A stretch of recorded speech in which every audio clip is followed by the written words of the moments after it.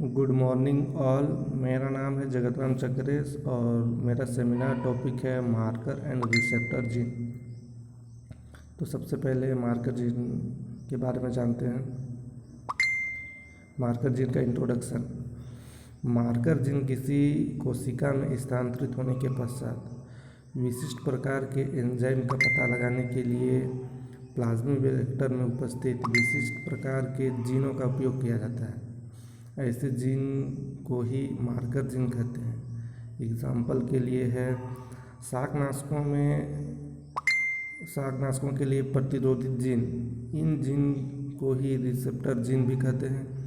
ये जीन जिस सेल में उपस्थित होते हैं उनमें एक विशिष्ट प्रकार के फिनोटाइप कैरेक्टर उत्पन्न करते हैं या उत्पन्न होते हैं, जिसके आधार पर ट्रांसफ़र हुए जीन की पहचान की जा सकती है। ये हो गया इसका इंट्रोडक्शन। इसके बाद हम आगे देखते हैं डेफिनेशन। आगे है इसका डेफिनेशन। मार्कर जीन का उपयोग किसी विशेष क्रोमोसोम पर जीन के विशेष या विशिष्ट क्षेत्र का पता लगाने या पहचान के लिए किया जाता है। ऐसे जीन को मार्कर जीन कहते हैं। डेफिनेशन के बाद है आगे मार्कर जीन का type of marker gene. Marker gene दो प्रकार के होते हैं। पहला है सेलेक्टेबल मार्कर और दूसरा है स्कोरेबल मार्कर या स्क्रीनिंग मार्कर। तो सबसे पहले देखते हैं सेलेक्टेबल मार्कर। तो सेलेक्टेबल मार्कर ऐसे मार्कर जिसके कारण चयनकृत या सेलेक्टेबल परिस्थितियों में भी जीवन सक्षम होती है, उन्हें सेलेक्टेबल मार्कर कहा जाता है।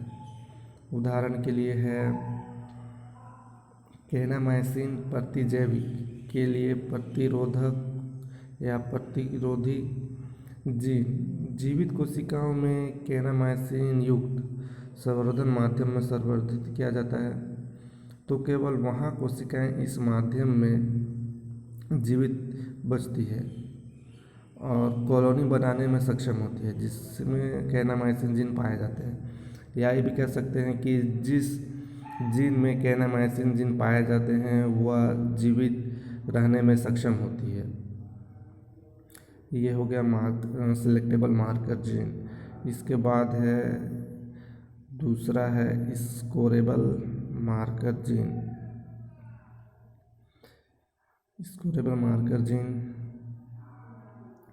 ऐसे मार्कर जीन जो कि जिस परिस्थिति में उपस्थित रहते हैं या जिस तरह उपस्थित रहते हैं उनमें विशिष्ट प्रकार के फिनोटाइप कैरेक्टर उत्पन्न होते हैं। विशिष्ट प्रकार के फिनोटाइप कैरेक्टर उत्पन्न होते हैं जिसके आधार पर उस कोशिका की पहचान आसानी से की जाती है। उनके फिनोटाइप कैरेक्टर के आधार पर उस कोशिका की पहचान आसानी से की जाती है। स्कोरेबल मार्कर कहते हैं।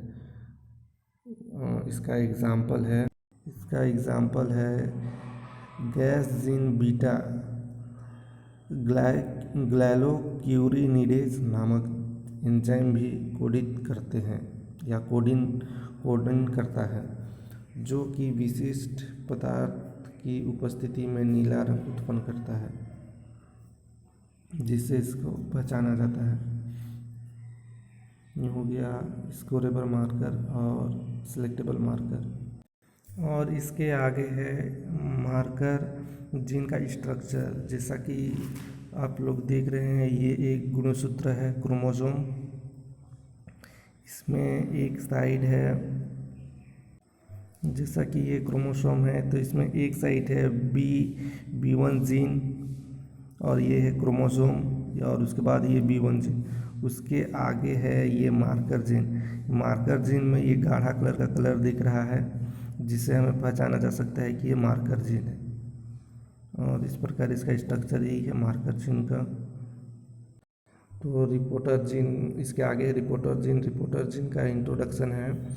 रिपोर्टर जीन कोशिकाओं जिनमें वे उपस्थित होते हैं उनका सरलता से पहचान किया जा सके। रिपोर्टर जीन या तो वारणीय होते हैं या स्कोरणीय होते हैं। वारणीय रिपोर्टर जीन ऐसे लक्षण उत्पादित करते हैं जिनके कारण उपयुक्त दिशाओं में या उपयुक्त दशाओं में केवल वे कोशिकाएं ही जीवित रह पाती है जिनमें वे जीन अभिव्यक्त हो सके। वे जिनमें जीन अभिव्यक्त हो रहे होते हैं वही कोशिका जीवित होते हैं। जैसे एंटीबायोटिक रोधिका जीन उदाहरणार्थ केनामाइसिन रोधिका निर्धारित करता है। अतः केनामाइसिन युक्त पोषक पदार्थ प्लेट करने पर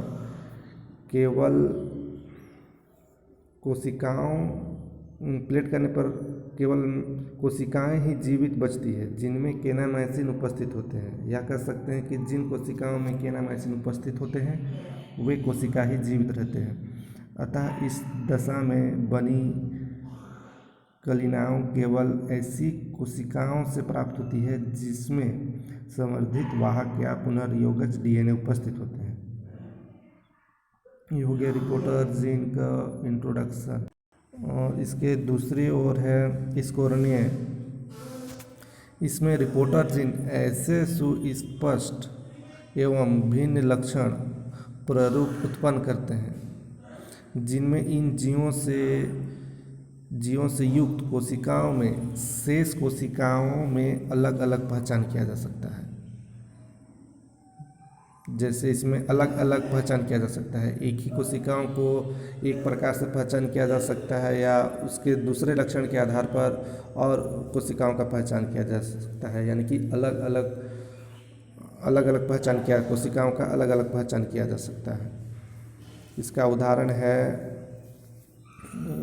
गैस एक स्कोरणीय जीन के इसके द्वारा उत्पादित एंजाइम उपयुक्त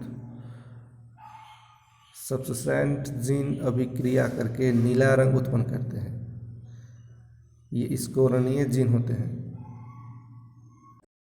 इसके बाद है reporter gene type of reporter gene. इसमें भी मार्कर की जीन की तरह ही दो टाइप के होते हैं, तो मैं इसमें नहीं दर्शाया हूँ इसलिए इसको ऐसे ही बता देता हूँ। रिपोर्टर पहला है रिपोर्टर जीन 2 टाइप के होते हैं, सेलेक्टेबल रिपोर्टर जीन और स्क्रीनिंग रिपोर्टर जीन, 2 प्रकार के होते हैं। तो इसके बाद इसके आगे देखते हैं reporter gene use and scorable marker. इसमें पहला है reporter gene for chloramphenicol acetyl transferase और दूसरा है नियोमाइसिन फास्फोट्रांसफरेज, तीसरा है बीटा ग्लाइकोनिरिडेज और चौथा है बीटा ग्लाइकोसिडेज। उसके बाद 5वां है ल्यूसीफेरस, 6वां है ऑक्टोफेन सिंथेस और 7वां है नेपेलिन सिंथेस। वर्णन करने के लिए एक और एकांतर विधि है जिसमें कोशिका एवं पर्वों पर वर्ण दबाव नहीं होता है। इस विधि से आसानी से पुनर्जनित प्रवाहों से उत्तकों के नमूने लेकर उन्हें चिन्हित जीवों के प्रदर्शन के लिए परीक्षित किया जाता है। इस जीन को स्कोरेबल या रिपोर्टर जीन कहा जाता है।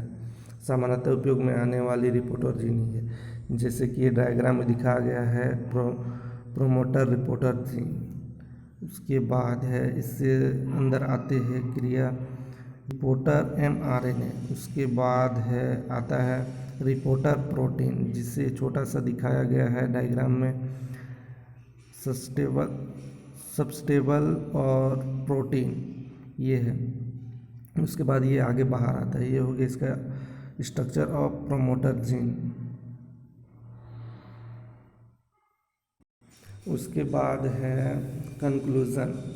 मार्कर जीन का उपयोग किसी विशेष क्रोमोसोम पर जीन के विशिष्ट क्षेत्र का पता लगाने के लिए किया जाता है, और रिपोर्टर जीन उन कोशिकाओं में उपस्थित होते हैं ऐसे लक्षण उत्पादित करते हैं जिनके उनका सरलता से पहचान किया जा सकता है।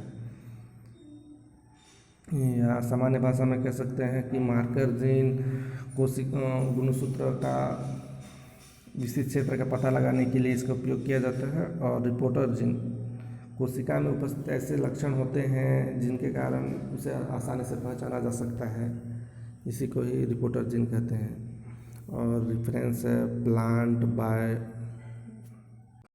Biotechnology, doctor Rajeev Kumar. इस प्रकार मेरा सेमिनार यहीं पे ख़त्म होता है। Thank you.